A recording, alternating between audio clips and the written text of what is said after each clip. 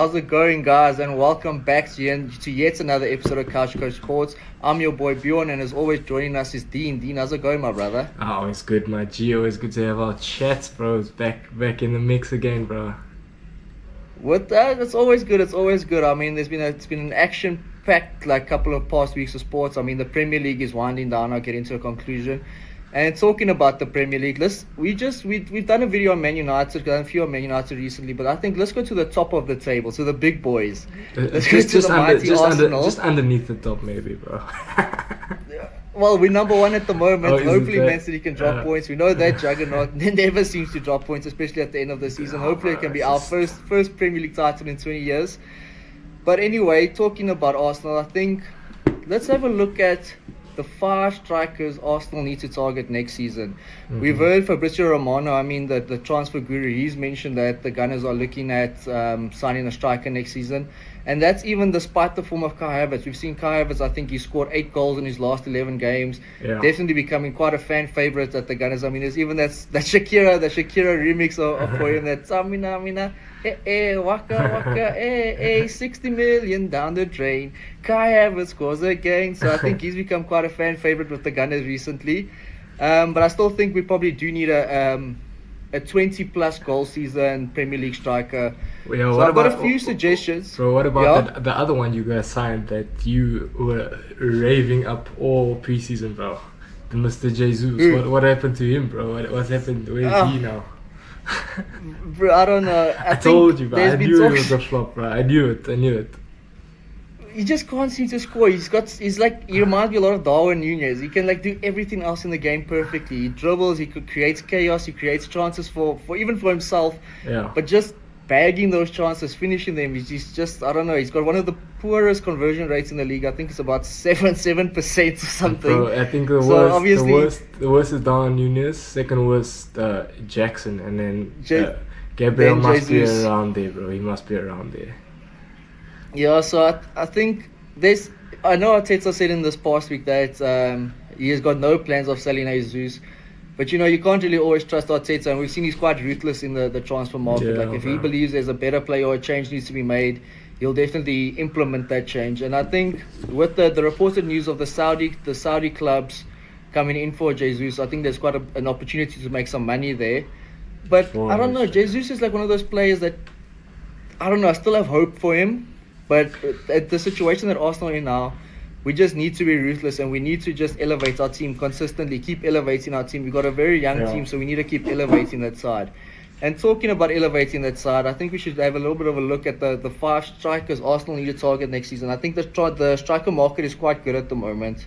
Yeah. And like I said earlier, Fabrizio Romano, the transfer expert, has actually mentioned that Arsenal are looking to sign a striker. Yeah. And for me personally, there's going to be between the 2 Swedes, Alexander Isak from Newcastle, or Viktor, I'm not sure how you pronounce his surname, it's like Gyokeres. He's the striker for Sporting Lisbon, and I think he scored about 38 goals this season, 14 assists, so 50-plus goal contributions from him. And Alexander Isak, the new Thierry Henry. So either one of those 2, I'd be very, very pleased with. What do you think between those 2? I don't know if you've seen much about Gyokeres. He plays in Portugal, so it's very... I know who he is, but between them, I'd obviously just pick Isak, just because he's Premier League proven, bro. And right now you guys are at that point where you don't need anybody coming into the Prem and getting used to it, bro. You guys need goals. Like you said, you need 30-plus goals. Bro, I think of those 2, I'd probably go with Isak, just because he's Premier League proven.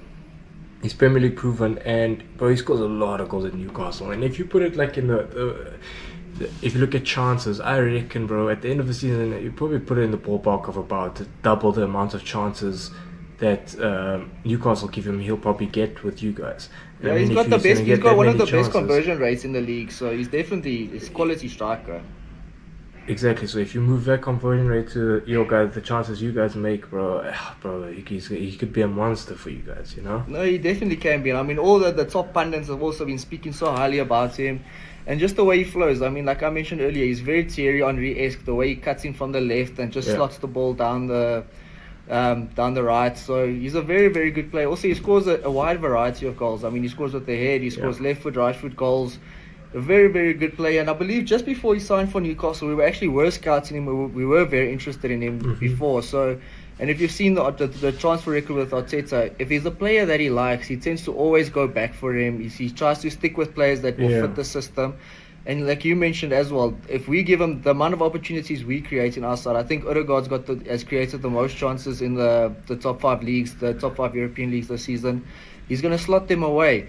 I just like Gyokeres because I think the way he presses, the chances he creates for himself as well is very, very good. But either one of those two, I mean, would definitely elevate the Arsenal team. And that's even despite the form that we've seen with Kai Havertz. Another one that I've heard that the Gunners have been linked with, though, is Viktor Osimhen, the main man for Napoli. We've been hearing from him for the last 2-3 years, the contributions he's been making with Napoli and the Nigerian side. I mean, he's another top quality striker. What's your opinion of Osimhen? I mean, he would definitely cost about over 100 mil, though. That's the only issue. That's a problem. That's a problem. You look at the price tags. Now, okay, let's be real about Isak and Gyokeres. They're also going to come with a price tag. Yeah. And if let's work on 100 million, right? That's the standard price for all 3 of them. Because Newcastle, I don't think Isak's a 100 million player, but Newcastle aren't going to want to be selling to a rival. No. So let's say 100 between those 3. That is Osimhen. Osimhen's probably the best. You know what I mean? Yeah. He definitely offers the highest ceiling, but like even how you mentioned.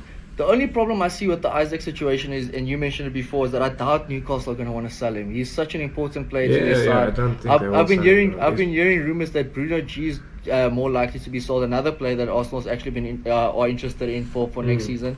I hear that he's more likely to the one that's going to get sold from them. And we know they've got the FFP problems, so they're definitely going to have to sell one of those two. Preferably, I would rather want to get Isak, even though, like I've mentioned like a few times now, Havertz has been so good. If you look at the top sides throughout the years, you definitely need a 20-plus goal striker at least to be an elite side. So between those 3, I'll be very happy. Even with the other 2 I'm about to mention, I think would be class signings. So this is actually one that Man United are interested in. It's the young man from RB Leipzig, Benjamin Sesko, 6'4", 6'5" striker, would offer Arsenal something different. I think he scored about 14 goals this season, starting most of the games off the bench. But he's a Slovenian international, and I think between the 2 of us, either one of us could honestly get him. I think I actually see him more signing for you guys. I don't know if you've heard much about Sesko. Yeah, I know who he is, bro. Almost like a Giroud style, bro. Yeah. Like, you know, of maybe not the same flair, but that kind of player. I don't know if he'll work for us, bro. We don't create enough chances, like, for... You don't cross the... You guys hardly cross the ball into the box. And quality of crosses was terrible, bro. So it's not gonna help that we've got a 6'5" guy in there, bro. Maybe it will, but Harry Maguire doesn't score, so you know. The only thing with Sesko is the price tag's gonna be a little bit more realistic. I believe that they want about 50 million for him, which is not an unreasonable price tag for such an up and coming, such a highly rated youngster in the market. I mean, you guys paid about 70 mil for Wayland, I believe. Yeah, bro. Okay, Wayland age-wise is different. But bro. These days, if you're gonna be buying a high-quality striker, you're not gonna be paying less than 60, 70 for a proper one. Another one that I liked, bro. But okay, he obviously didn't work out in England. Is Kamaka, bro. He's been on form lately. He's been on form lately. Yeah, bro. I really like the way he plays, bro. So, but he obviously doesn't like England, so... Yeah, I was going to say, he seems like a player that suits more the Serie A, like the Italian league. It seems like that's just... You know, like some players suit certain leagues. And I think for Scamacca, he just suits the Italian league so much. Obviously, being Italian himself. But I just think that's like his spot. Another one that I've actually seen that Arsenal have been very highly linked with is Joshua Zirkzee, another Serie A man. He plays for Bologna, but I think he was a Bayern Munich youth product. I know Bayern have a buyback clause on him for about 45 million, but I've been reading also reports that he is more interested in a move to the Premier League. Arsenal and Chelsea, I believe, both interested. Another 6'4" striker. So I think that kind of gives us an idea of what Arteta is looking for. Because Isak's also tall. He's also about 6'3", 6'4". Arteta's definitely looking for a big sort of striker that can score headers, score a variety of goals. I do kind of see if we sign a striker, I do believe Havertz will move back into the 8 role that I think Arteta actually signed him for. The reason why he signed him was to play in the 8. And that would just, I don't know, between these 5 strikers, either one, I think all 5 of them are high quality purchases. But for me personally, it has to be between Isak and Gyokeres. Gyokeres, just because he's such a good finisher, and the amount of chances we create, he's going to bang them in. He's a former Coventry man, so he's actually played in England before. He knows he will adapt quickly as well. Isak, another one that is in England currently, but I just don't see Newcastle selling him. That's my only problem with him. Yeah. So either one of those would be my top options. Osimhen, very, very good player, but the price tag just seems too much. Chelsea also going to be in for him, and they're willing to spend the money. And then the 2 youngsters, Xerxes and Sesko, just the unknown with them. You mentioned it earlier that Arsenal do need to sign a player that will slot in straight away and just be able to flourish from the get-go. And I don't know, with the unknown with them, it's just one of those you never know. They might not make it, or they might be superstars, and I don't think Arsenal in the position now to take that gamble.